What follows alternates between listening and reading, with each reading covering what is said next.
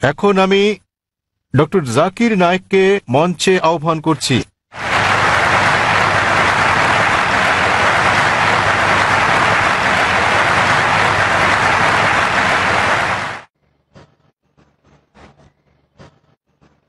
আলহামদুলিল্লাহ ওয়াসসালাতু ওয়াসসালাম আলা রাসূলিল্লাহ ওয়া আলা আলিহি ওয়া সাহবিহি আজমাইন, আম্মা বাদ। আউযু বিল্লাহি মিনাশ শাইতানির রাজীম। বিসমিল্লাহির রহমানির রহিম। ওয়া মান আহসানু ক্বাওলাম মিম্মান দাআ ইলাল্লাহি ওয়া আমিলা সলিহান ওয়া ক্বালা ইন্নানি মিনাল মুসলিমিন। রাব্বি ইশরাহ লি সাদরি ওয়া ইয়াসসির লি আমরি ওয়াহলুল উকদাতাম মিন লিসানি ইয়াফকাহু কাওলি। শ্রদ্ধেয় গুরুজনেরা এবং আমার প্রিয় ভাই বোনেরা, আমি আপনাদের স্বাগত জানাই ইসলামিক সম্ভাষণে। আসসালামু আলাইকুম ওয়া রাহমাতুল্লাহি ওয়া বারাকাতুহু। আল্লাহ সুবহানাহু ওয়া তাআলার দয়া, শান্তি ও রহমত আপনাদের সকলের উপর বর্ষিত হোক। আলহামদুলিল্লাহ, এটা আমার জন্য অত্যন্ত সম্মান এবং আনন্দের ব্যাপার যে চেন্নাইতে অনুষ্ঠানরত এই চতুর্থ শান্তি ইসলাম ধর্মীয় সম্মেলনে আসতে পেরে। আলহামদুলিল্লাহ, এটা আমার জন্য আরও সম্মানের দ্বিতীয় শেষ দিনের প্রশ্নোত্তর পর্ব পরিচালনা করতে পেরে।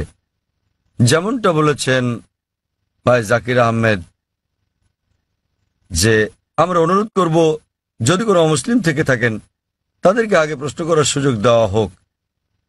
মানুষ প্রায় অভিযোগ করে থাকেন আমার লেকচারের পরে প্রশ্নোত্তর পর্বের সময় কম থাকে বলে।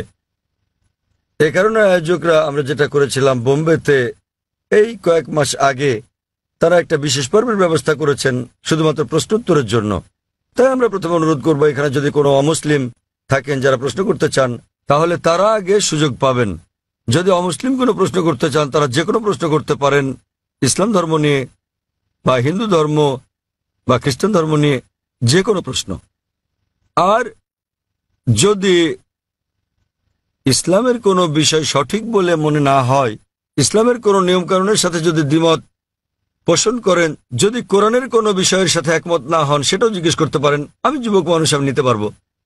অমুসলিমরা তাদের প্রশ্ন শেষ করার পর আমরা মুসলিম ভাইদের প্রশ্ন করতে বলবো এবং আমি মুসলিম ভাইদের অনুরোধ করব তাদের প্রশ্নগুলো যেন শুধু ইসলাম এবং তুলনামূলক ধর্ম বিষয়ে থাকে। তাই আমি এখন স্বেচ্ছাসেবকদের অনুরোধ করব প্রথমে অমুসলিমদের প্রশ্ন করার সুযোগ করে দিতে। হ্যাঁ ভাই, আপনি বলেন। আমার নাম নবীন, আমি টিসিএস এ কাজ করি। যখনই কোনো মুসলিম ধর্ম উপদেশ দেয় তারা আল্লাহর নাম নিয়ে শুরু করে এবং মুহাম্মদের নামও বলে। তারা কেন যীশু খ্রিস্টের নাম বলে না, যিনি কিনা আল্লাহর একজন নবী ছিলেন?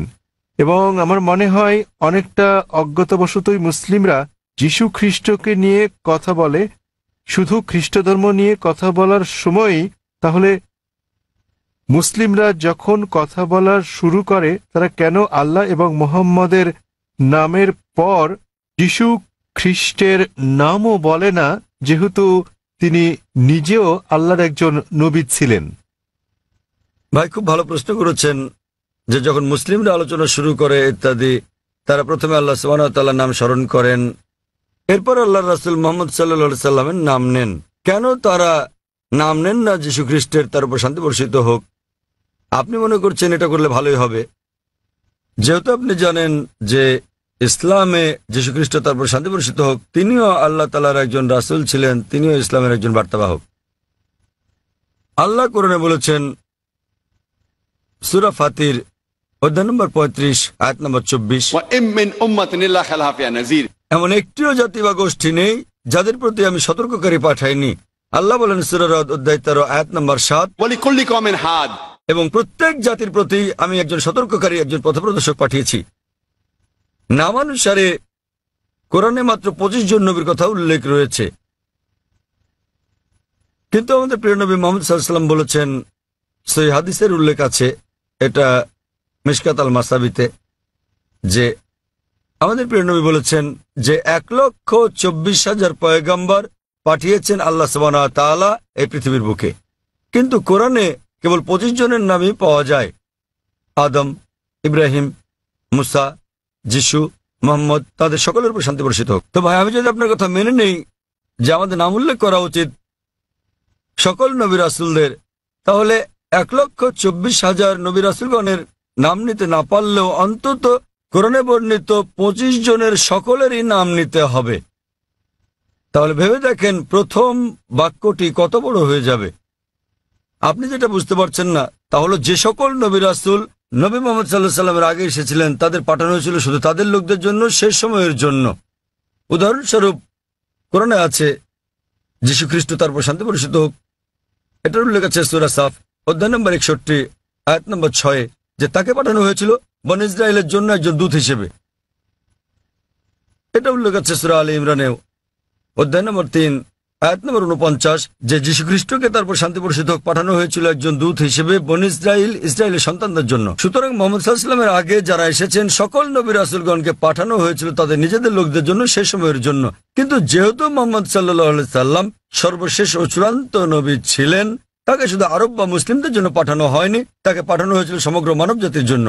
এবং আল্লাহ বলেন সূরা আম্বিয়া অধ্যায় নম্বর 21 আয়াত নম্বর 107 ওয়ামা আরসালনাকা ইল্লা রাহমাতাল লিল আলামিন, আমি তো তোমাকে রহমত হিসেবে প্রেরণ করেছি সমগ্র পৃথিবীর জন্য, সমগ্র সৃষ্টি জগতের জন্য, সমগ্র মানবতার জন্য।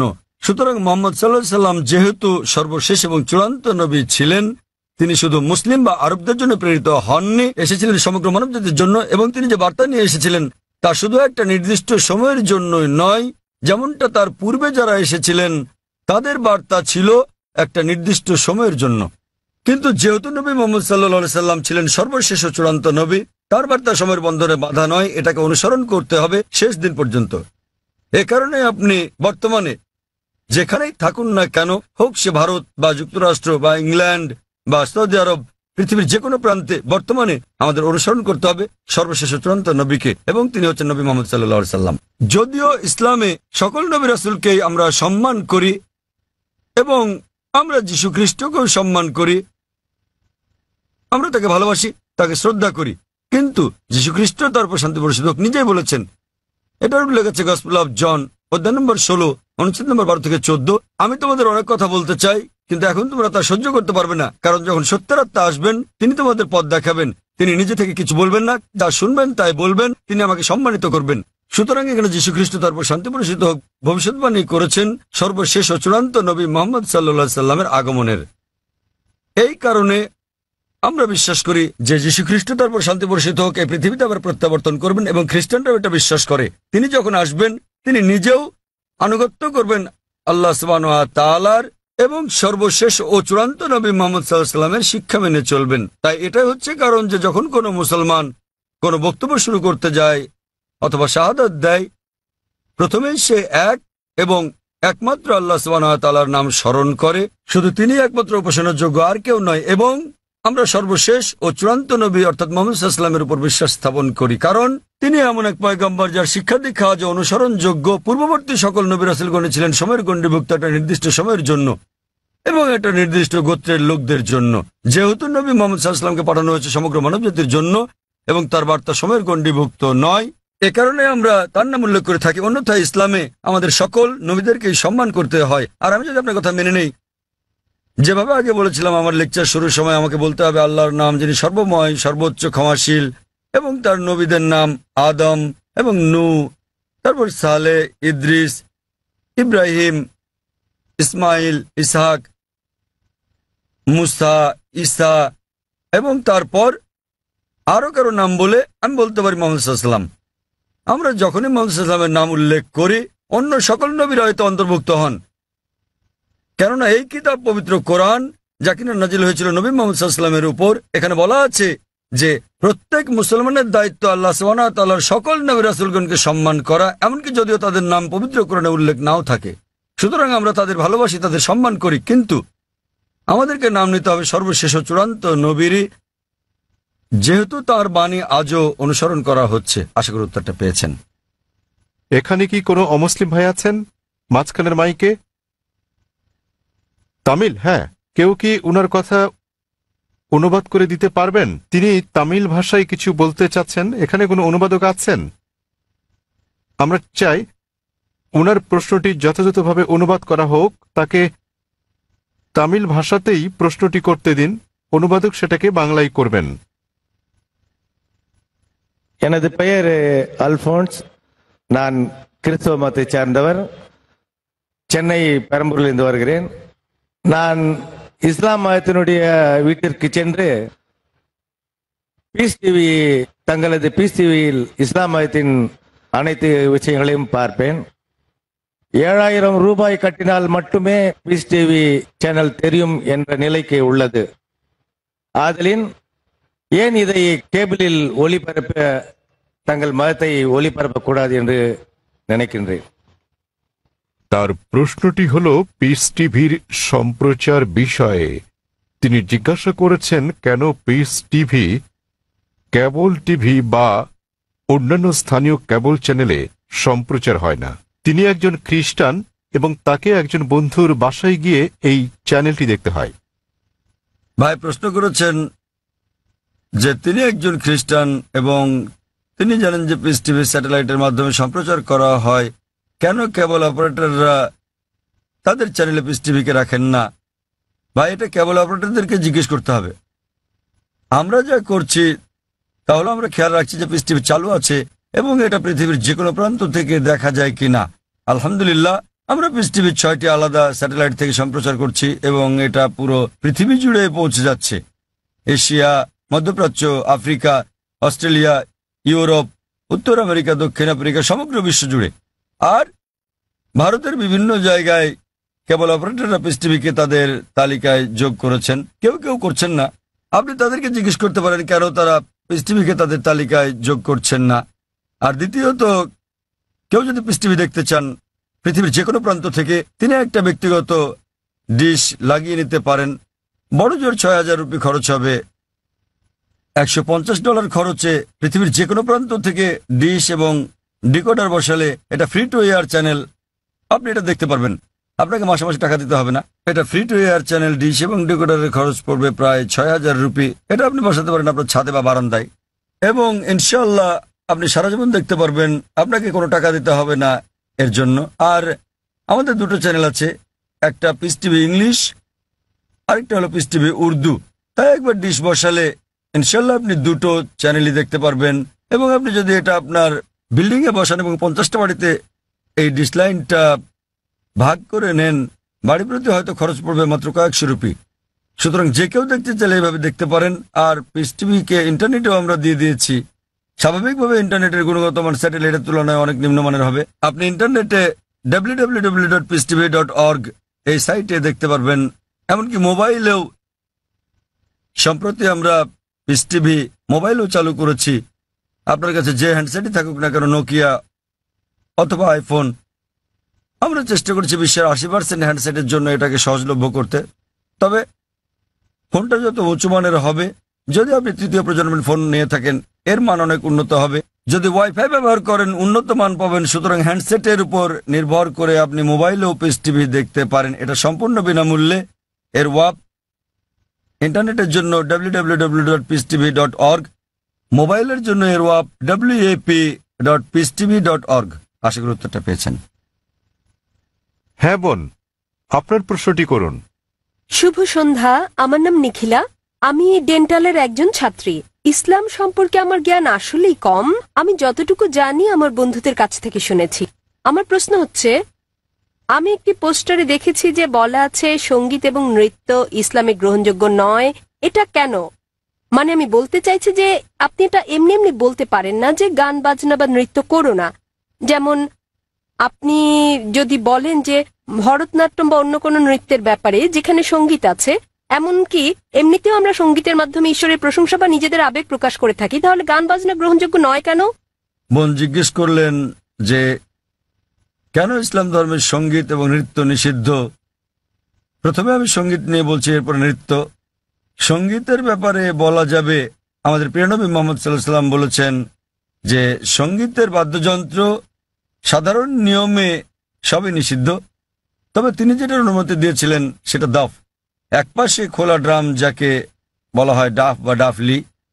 বাকি সবগুলোই নবী নিষিদ্ধ করেছেন, কারণ আপনি যদি ভেবে দেখেন এটা আপনাকে দূরে নিয়ে যায় আল্লাহ সুবহানাহু ওয়া তাআলার জিকির থেকে, সর্বশক্তিমানকে স্মরণ করা থেকে। এ কারণে যখন আমরা এরকম গান শুনি, যেমন ধরেন সিনেমার গান হোক, সেটা হিন্দি, মালায়ালাম, তামিল বা অন্য কিছু, আপনি দেখবেন যে এই হিন্দি সিনেমার গানগুলোর বেশিরভাগ কথায় একেবারে বাস্তবতা বহির্ভূত। আপনি জানেন যে নায়ক নায়িকাকে বলছে, मैं तुम्हारे लिए चांद तोड़ के लेके आऊंगा, मैं तुम्हारे लिए सितारे तोड़ के लेके आऊंगा। আমি তোমার জন্য চাঁদ নিয়ে আসবো, আমি তোমার জন্য তারা নিয়ে আসবো। আমরা জানি এটা সম্ভব না, কোনো মানুষ তার প্রেমিকার জন্য চাঁদ তারা নিয়ে আসতে পারে না। তবুও আমরা বলে থাকি পরিস্থিতি বা আবেগ ইত্যাদির কারণে। তো এই কারণে সাধারণ অনুশাসন হচ্ছে যে সঙ্গীত একজন মানুষকে আল্লাহ সুবহানাহু ওয়া তাআলার কাছ থেকে দূরে নিয়ে যায়। এ কারণে আমাদের প্রিয় নবী বাদ্যযন্ত্রকে নিষিদ্ধ করেছেন দাফ ছাড়া, অথবা সাধারণভাবে কণ্ঠস্বর। উদাহরণস্বরূপ যদি কেউ কোরআন আবৃত্তি করে তার কণ্ঠ সুন্দর, সেটা ঠিক আছে, কারণ এটা একজন মানুষকে আল্লাহ সুবহানাহু ওয়া তাআলার দিকে নিয়ে আসে। নেপথ্য বাদ্যযন্ত্রের আওয়াজ থাকলে যদি এটা একটা বিশেষ আবেগের সৃষ্টি করে, তাহলে গান গাওয়ার ক্ষেত্রে এটা হচ্ছে মুবাহ, ঐচ্ছিক, যতক্ষণ পর্যন্ত গানের কথাগুলো নিয়ে যাচ্ছে আল্লাহ সুবহানাহু ওয়া তাআলার দিকে। যদি গানের কথাগুলো আপনাকে আল্লাহর কাছ থেকে দূরে সরিয়ে নিয়ে যায়, তাহলে সে ধরনের গানও নিষিদ্ধ। এবার আসি দ্বিতীয় ভাগে, নৃত্য করা কেন নিষিদ্ধ। কোরআনে এমন কোনো আয়াত নেই, অথবা আমার জানা মতো কোনো হাদিস নেই যেখানে বলা আছে যে নৃত্য করা হচ্ছে হারাম। কিন্তু সাধারণভাবে যেহেতু মানুষ নাচে অন্য মানুষদের দেখানোর জন্য, আপনারা জানেন যে মঞ্চে নৃত্য পরিবেশন করা হয়, যেমন ভরতনাট্যম। আপনি মঞ্চে ভরতনাট্যম করছেন আর হাজার হাজার লোক আপনাকে দেখছে। সাধারণভাবে যদি হিজাবের দিক থেকে বলি, আমরা চাইবো না যে উন্মুক্ত হোক আমাদের মহিলারা, আমাদের মায়েরা, আমাদের বোনেরা, আমাদের কন্যারা মঞ্চে উঠুক আর হাজার হাজার লোক তাদের দেখুক। তো যে কোনো পেশা যেখানে শরীরকে প্রদর্শন করা হয়ে থাকে মানুষকে বিনোদন দেওয়ার জন্য, সেটা নিষিদ্ধ। এই কারণেই মানুষজনের সামনে নাচা অথবা নাচ করা কোনো পার্টিতে যেখানে বিপরীত লিঙ্গের মানুষেরা থাকে, বেশিরভাগ ক্ষেত্রে নাচের নিয়মগুলো এগুলো ইসলামী শরিয়ার বিরুদ্ধে যায়। যখন আপনি নাচেন বেশিরভাগই জোড়া বেঁধে, ছেলে এবং মেয়ে, আর তাদের মধ্যে বেশিরভাগই গার্লফ্রেন্ড বয়ফ্রেন্ড, এবং তারা অন্য মানুষদের সামনে নাচে। সুতরাং যেহেতু এটা ইসলামী হিজাবের নিয়মের পরিপন্থী, এ কারণেই বলা হয় এটা নিষিদ্ধ, কারণ এটা হিজাবের নিয়মের বিপরীত। তাই বুঝতে হবে যে যখন নাচ করছেন, আপনি মানুষজনের সামনে নাচ করছেন, পার্টিতে যাচ্ছেন, আবার ঘুরে বেড়াচ্ছেন, আর না হলে শুধু স্বামী স্ত্রী মিলে যেভাবে খুশি সময় কাটাতে পারেন যতক্ষণ এটা শরিয়ার বিরুদ্ধে না যাচ্ছে। বদ্ধ ঘরের ভেতরে স্বামী স্ত্রী মিলে যা খুশি করতে পারেন, যদি এটা কোরআন ও হাদিসের নিয়মকানুনের বাইরে না যায়, কোনো সমস্যা নেই। কিন্তু যেহেতু বেশিরভাগ সময় নাচ শরীরকে প্রদর্শন করে থাকে, এতে গান থাকে, নাচ থাকে, আপনি মঞ্চে উঠছেন আর লোকেরা আপনাকে দেখছে, তাই এটা শরিয়ার হিজাবের নিয়মের বিরুদ্ধে। এ বিষয়ে আমার ভিডিও ক্যাসেট দেখেন, ইসলামে নারীর অধিকার আধুনিক না সেকেলে, সেখানে বিস্তারিত আছে কেন আমরা মুসলিমরা নারীদের নিরাপত্তা দেই, ভালোবাসি, তাদেরকে কি চোখে দেখি। যেহেতু আমরা নারীদের ভালোবাসি, আমরা তাদের নিরাপত্তা দেই এবং আমরা তাদের প্রদর্শন করতে চাই না। এই কারণেই যে সমস্ত পেশায় প্রকাশ্যে গান গাওয়া বা নাচ করা অথবা মডেলিং এর ব্যাপার আছে, সেগুলো নারীর জন্য নিষিদ্ধ। আশা করি উত্তরটা পেয়েছেন। যদি কোনো অমুসলিম থাকেন, জাকির ভাই যেটা বলেছেন, যদি কোনো অমুসলিম কোনো প্রশ্ন করতে চান, নির্দ্বিধায় করতে পারেন।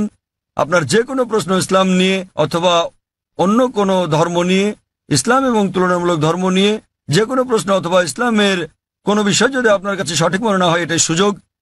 আপনি যে কোনো প্রশ্ন করতে পারেন। জনমানুষের সামনে এভাবে খোলামেলা প্রশ্ন করার সুযোগ সত্যি দুর্লভ। একজন অমুসলিম ভাই আছেন। আপনি কি অমুসলিম? হ্যাঁ ভাই, আপনার প্রশ্ন করুন। হ্যাঁ, আসসালামু আলাইকুম ভাই জাকির, এবং শুভ সন্ধ্যা আমার ইসলামী ভাইদের এবং অন্য ধর্মের ভাইদেরও। আমার নাম রামজি জয়রামান। আমি আমেরিকার একজন টেকনোলজিস্ট, সেখানে প্রায় ৩৫ বছর ধরে বাস করছি। আর গত ৩ বছর ধরে আমি আধ্যাত্মিকতা চর্চা করছি আমার জীবিতকালেই একটা আত্মিক মুক্তির উদ্দেশ্যে। আমি কোরআন শরীফ পড়েছি। আমার একজন বন্ধু আছে, বলতে পারেন আজীবনের বন্ধু। গত ৪৫ বছর ধরে সে একজন খাঁটি মুসলমান। আমার প্রশ্ন হচ্ছে, প্রথমে আমাকে একটি কথা বলতে দিন, তারপর আমি আমার প্রশ্নটি করব। আমরা যখন কিছু বুঝতে চাই, হোক সেটি ধর্ম নিরপেক্ষ অথবা ধর্মীয়, আমরা বই পড়ে সেটি জানি, কিন্তু যখন আমরা বইটি পড়ি আমরা সেটা বুঝে বুঝেই পড়ি। তাই যদি হয় তাহলে কেন প্রায় 1 ঘন্টা ধরে আপনার ছেলে বক্তৃতা করেছিল কোরআন বুঝে পড়ার বিষয়ে, বিশেষত সৌদি আরবের ভাষা আরবি ভাষার বিষয়ে? কেননা আমি যা অনুভব করি এবং চর্চা করি যে কোরআন ভাষার অনেক ঊর্ধ্বে, তো প্রত্যেক মুসলমানের আরবি ভাষা শিখতে হবে। বিষয়টা আমার কাছে কিছুটা জোর জবরদস্তিমূলক মনে হয়েছে। কোরআন কি তাই বলে? ভাই একটা ভালো প্রশ্ন করেছেন। বললেন যে তিনি আধ্যাত্মিকতা শিখতে চান এবং তিনি কোরআন পড়েছেন, কিন্তু তিনি বুঝতে পারেননি যে কেন একটা বক্তৃতা যা ফারিক নায়েক করেছিল আমার ছেলে কোরআন বুঝে পড়ার জন্য আরবি ভাষা শেখার গুরুত্ব নিয়ে, আর এটা কেন আবশ্যিক। আপনি যদি আমার ছেলের পুরো আলোচনাটা শুনে থাকেন, সে কখনো এটা বলেনি যে প্রত্যেক মুসলমানের জন্য আরবি শেখা আবশ্যিক। সে কখনোই বলেনি। আরবি জানাটা বেহেশতে যাওয়ার জন্য পূর্ব শর্ত নয়, কারণ আমি নিজেও আরবি জানি না। আমি নিজেও আরবি একটা ভাষা হিসেবে শিখিনি, এদিক সেদিকে একটু একটু বুঝতে পারি। আমি আরবি ভাষা জানি না, কিন্তু আমার ছেলে জানে মাশাআল্লাহ, সে আমার চেয়ে ভালো জানে। সে কোরআন সরাসরি অনুবাদ করতে পারে, আমি পারি না। কিন্তু তার আলোচনায় যদি আপনি শুনে থাকেন, সে বলেছিল যে যদি আপনি আরবি না জানেন কমপক্ষে অনুবাদটা পড়েন। তো তার বক্তব্য ছিল কোরআন বুঝে পড়া উচিত, আর প্রশ্ন ছিল আল কোরআন কি বুঝে পড়া উচিত, হ্যাঁ অথবা না? আর উত্তর ছিল হ্যাঁ। সে আবশ্যক। সে বলেছিল আপনার কমপক্ষে অর্থ বুঝে পড়া উচিত কোরআন, আর কোরআন বুঝে পড়ার সবচেয়ে ভালো উপায় হচ্ছে আরবিকে ভাষা হিসেবে শেখা। আপনি যখনই কোনো বই অনুবাদ করেন, কোনো সাধারণ বই অনুবাদ করতে গেলে অনুবাদটা কখনো 100% সঠিক হবে না। এটা হতে পারে 80%, 90%, 99%। ভাষাটা যত বেশি কঠিন হবে, যত বেশি বিশুদ্ধ হবে, অনুবাদ তত বেশি কঠিন হবে। কোরআন হচ্ছে পৃথিবীর সবচেয়ে অনুবাদ অযোগ্য বই। তাই কোরআনের অনুবাদ কখনোই কোরআনের অনুরূপ হবে না, কারণ আরবি ভাষাটা এতই শক্তিশালী, এতই বিশুদ্ধ, আর এছাড়া এটা সর্বশক্তিমান আল্লাহ সুবহানাহু ওয়া তাআলার বাণী। এই কারণেই সর্বোৎকৃষ্ট উপায় হচ্ছে আরবিকে ভাষা হিসেবে শেখা। দ্বিতীয়ত, আপনি যদি আরবি ভাষা না জানেন, তাহলে সে বলেছিল যে ভাষাটা ভালো জানেন সেই ভাষায় অনুবাদটা পড়েন। আপনি ইংরেজি জানলে ইংরেজিতে পড়ুন, তামিল জানলে তামিলে পড়ুন, হিন্দি জানলে হিন্দিতে, বাংলায় জানলে বাংলায় কোরআনের অনুবাদ পড়ুন। সে যা বলেছিল তার মূল বক্তব্য ছিল কোরআন পড়ুন অর্থ সহকারে। এখন এই প্রশ্নটা একজন সাধারণ মানুষের পক্ষে খুবই স্বাভাবিক। আপনার প্রশ্ন ছিল কেন একজন মানুষ বলবে যে বইটি অর্থ বুঝে পড়ো? অর্থ তো বোঝাই গেছে। যখনই কোনো বই পড়া হয় সেটি তো অর্থ বুঝেই পড়া উচিত। কিন্তু আপনি বুঝতে পারেননি যে মুসলিম সম্প্রদায়ের মধ্যে দুঃখজনকভাবে, যেমনটা আমার ছেলে বলেছে, যে শতকরা 80%-এরও বেশি মুসলমান আরব নন এবং তারা আরবি ভাষা জানেন না। এখানে নবীর একটা হাদিস আছে, তিনি বলেছেন যদি তোমরা কোরআন তেলাওয়াত করো তো সব পাবে। সেই কারণে বেশিরভাগ মুসলিম যখন কোরআন পড়ে তারা আরবিতেই পড়ে, কিন্তু তার অর্থটা বোঝে না। তাই এটা পৃথিবীর সবচেয়ে বেশিবার পড়া বই, কিন্তু একই সাথে অর্থ না বুঝে সবচেয়ে বেশিবার পড়া বই ওটি। তো আমার ছেলে বলেছিল আরবি অংশটা পড়ার পরে যা বেশিরভাগ অমুসলিমই বোঝেন না, অন্তত সেই অংশের অনুবাদটা পড়েন সেই ভাষায়, যে ভাষাটা আপনি ভালো বোঝেন। সে জোর দিচ্ছিল যে কোরআন নির্দেশনামূলক গ্রন্থ, এটি সর্বশক্তিমান আল্লাহর গ্রন্থ। সে সকল মুসলমানকে অনুরোধ করেছে যে আরবিটা পড়ার পাশাপাশি অনুবাদটাও পড়েন, যার স্থান দ্বিতীয়, কিন্তু সবচেয়ে ভালো আরবিকে একটি ভাষা হিসেবে শেখা। কেননা আপনি যদি আরবি জানেন এবং শুদ্ধ ভাষা জানেন, যা আমরা আমাদের স্কুলে শেখাই, ইসলামিক ইন্টারন্যাশনাল স্কুল বোম্বে এবং ইসলামিক ইন্টারন্যাশনাল স্কুল চেন্নাইতে, তাহলে সংযোগ সূত্র পেয়ে যাবেন এবং কোরআনের অর্থ বোঝাটা আরো ভালোভাবে হবে। আশা করি উত্তরটা পেয়েছেন। ধন্যবাদ। সেখানে কি কোনো অমুসলিম ভাই আছেন? হ্যাঁ হ্যাঁ ভাই, আপনার প্রশ্নটি করুন। শুভ সন্ধ্যা ডাক্তার সাহেব, আমি রাজা, একজন নির্বাহী অফিসার, চেন্নাই থেকে এসেছি। প্রশ্ন করার আগে আমি একটি উদাহরণ দেব, তারপর আমি আমার প্রশ্নটি করব। বিজ্ঞানীরা অনেক ধরনের জিনিস আবিষ্কার করেছেন মানব জাতির জন্য। উদাহরণস্বরূপ বলা যায় আলেকজান্ডার গ্রাহাম বেল টেলিফোন আবিষ্কার করেছেন, কিন্তু আলেকজান্ডার গ্রাহাম বেলের সময় ফোন ছিল অন্য রকম। কিন্তু এখন আমাদের এই আধুনিক 24 শতকে আমরা ব্যবহার করছি মোবাইল, ইমেইল পাঠাচ্ছি, ইন্টারনেট, ফ্রিল্যান্স, ছবি, সারা বিশ্ব জুড়েই। আমি যা বলতে চাইছি, মানুষ যাই সৃষ্টি করেছে তার কিছু অংশের পরিবর্তন হতে পারে, কিন্তু একটা ব্যাপার আমি বুঝি, তা হলো যদিও আমি একজন আধ্যাত্মিক মানুষ, তো এই সাপ্তাহিক চক্র অর্থাৎ সপ্তাহের 7 দিন এটা সারা বিশ্বেই একই নিয়মে পালন করা হয়, হোক এটা ভারতে, আফগানিস্তানে, অথবা হতে পারে জার্মানি, ইউরোপ, মধ্যপ্রাচ্য, আফ্রিকা, যেখানেই হোক না কেন। প্রায় 600 কোটি মানুষ এই সাপ্তাহিক চক্রকে অনুসরণ করে, অর্থাৎ 7 দিন, রবিবার থেকে শনিবার।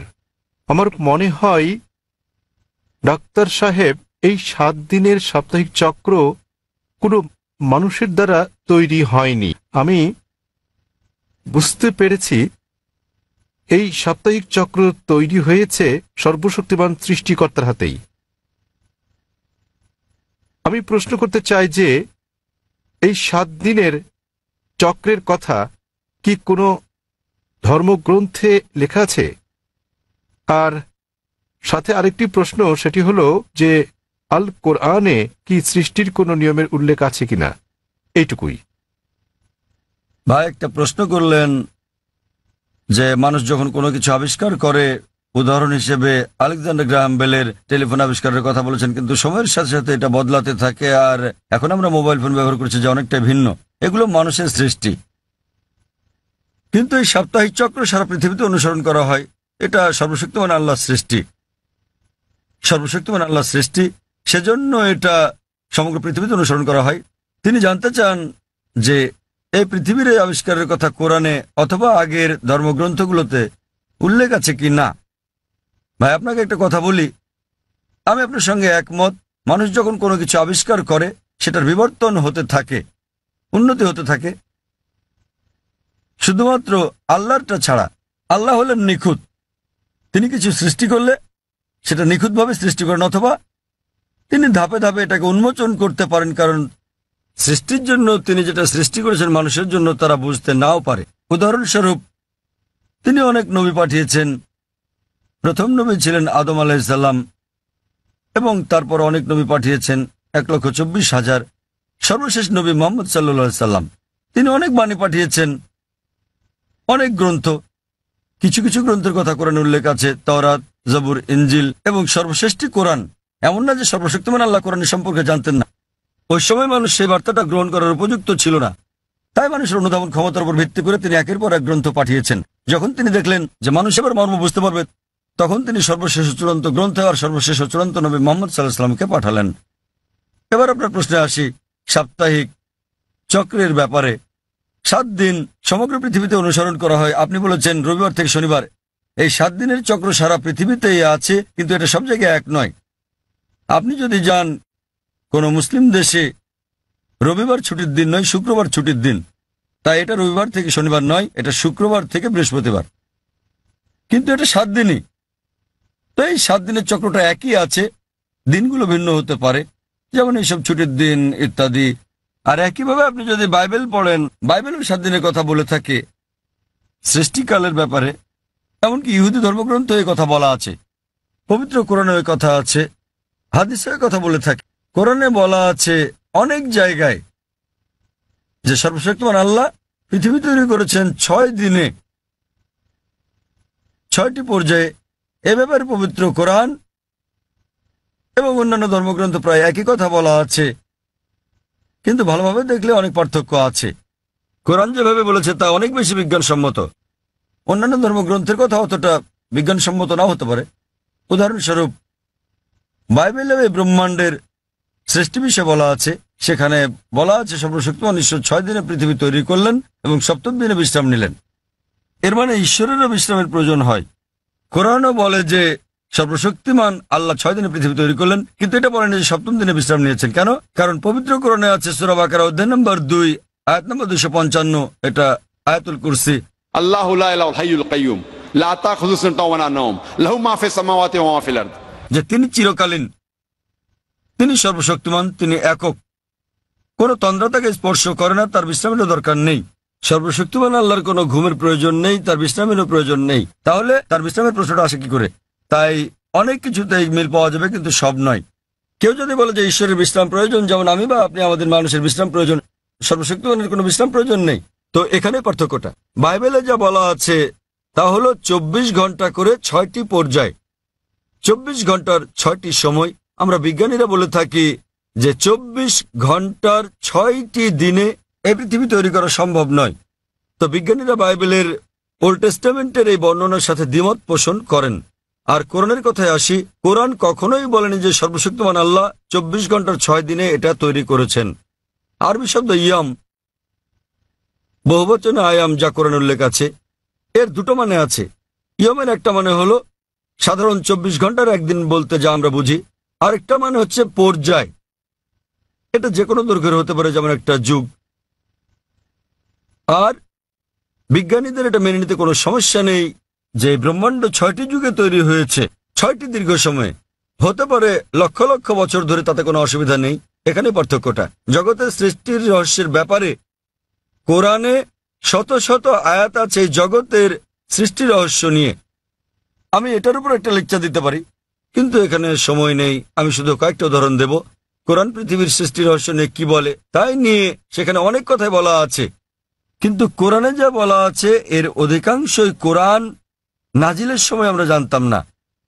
কোরআন যখন 1400 বছর আগে নাজিল হয়েছিল, এসব কথা অজানা ছিল। উদাহরণস্বরূপ, আজ একজন বিজ্ঞানীকে জিজ্ঞেস করলে তিনি উত্তর দেবেন। আমরা যদি বলি যে কিভাবে পৃথিবীর সৃষ্টি হলো, তাহলে তিনি বলবেন যে প্রথমে এখানে ছিল একটি নীহারিকা, তারপর একটা গৌণ বিচ্ছেদ ঘটল, বিগ ব্যাং, যা থেকে জন্ম নিল ছায়াপথ, তারকামণ্ডলী, গ্রহসমূহ, সূর্য, এমনকি পৃথিবী যেখানে আমরা বাস করি।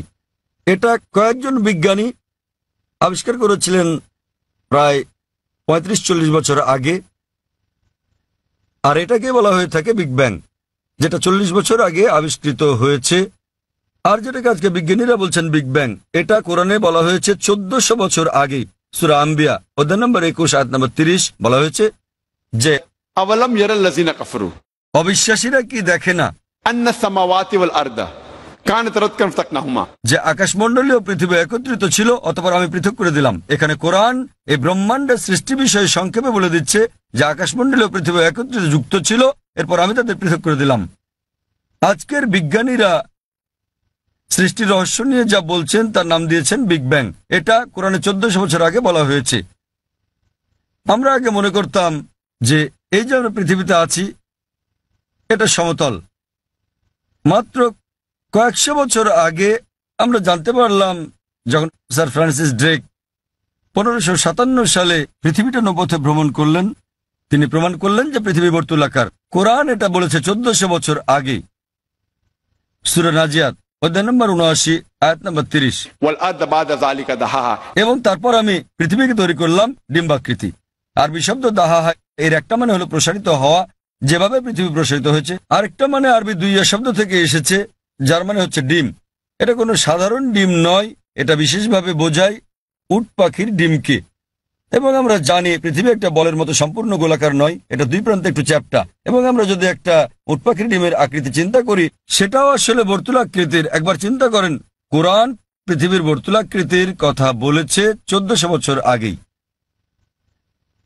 আগে আমরা মনে করতাম চাঁদের আলো তার নিজস্ব আলো। সম্প্রতি বিজ্ঞান থেকে জানতে পেরেছি 100 বছর বা 200 বছর আগে যে চাঁদের আলো তার নিজের আলো নয়, বরং সেটা প্রতিফলিত আলো। কোরআন এটা বলেছে 1400 বছর আগেই। সূরা ফুরকান অধ্যায় নম্বর 25 আয়াত নম্বর 61 যে সর্বশক্তিমান আল্লাহ আকাশে তৈরি করেছেন নক্ষত্রপুঞ্জ, আর সেখানে জেলে দিয়েছেন একটি প্রদীপ, সূর্য, যা তার নিজের আলোয় জ্বলে, আর চাঁদ জলে প্রতিফলিত বা ধার করা আলোয়।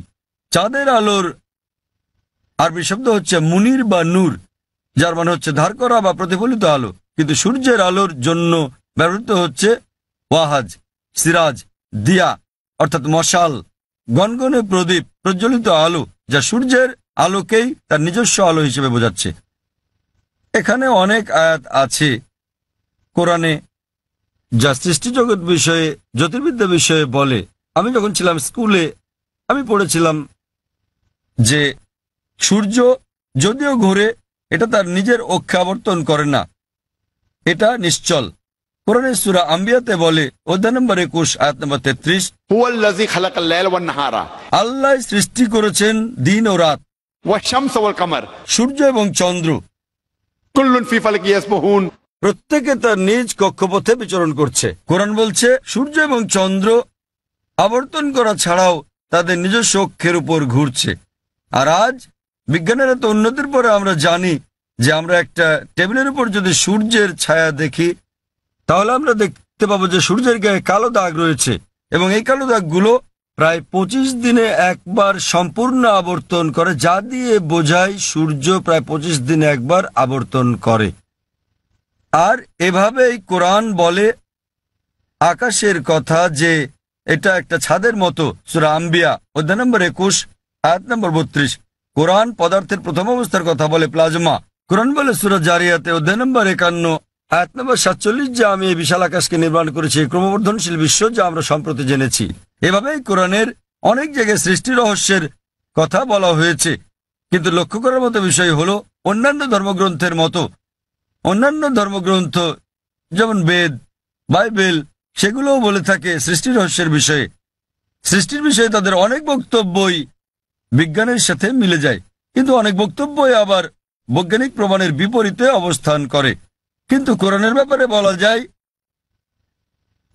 কোরআনে 6000-এরও বেশি আয়াত আছে, যার মধ্যে 1000-এর বেশি বিজ্ঞান নিয়ে কথা বলে, এবং পবিত্র কোরআনে এমন একটা আয়াত নেই যা প্রতিষ্ঠিত বিজ্ঞানের বিরুদ্ধে যায়। কোরআনের সাথে অন্যান্য ধর্মগ্রন্থের পার্থক্য হচ্ছে কোরআনের কোনো আয়াতই বিজ্ঞানের প্রমাণিত সূত্রের বিপক্ষে যায় না। এটা কোনো তত্ত্বের বিপক্ষে যেতে পারে, কারণ তত্ত্ব বদলে যায়, কিন্তু একটি আয়াত প্রতিষ্ঠিত বিজ্ঞানের বিপক্ষে যায় না। এই কারণেই কোরআন একটি অনন্য গ্রন্থ, আর বলা যায় এটি সর্বশক্তিমান আল্লাহর একমাত্র আসমানি কিতাব, একমাত্র ধর্মগ্রন্থ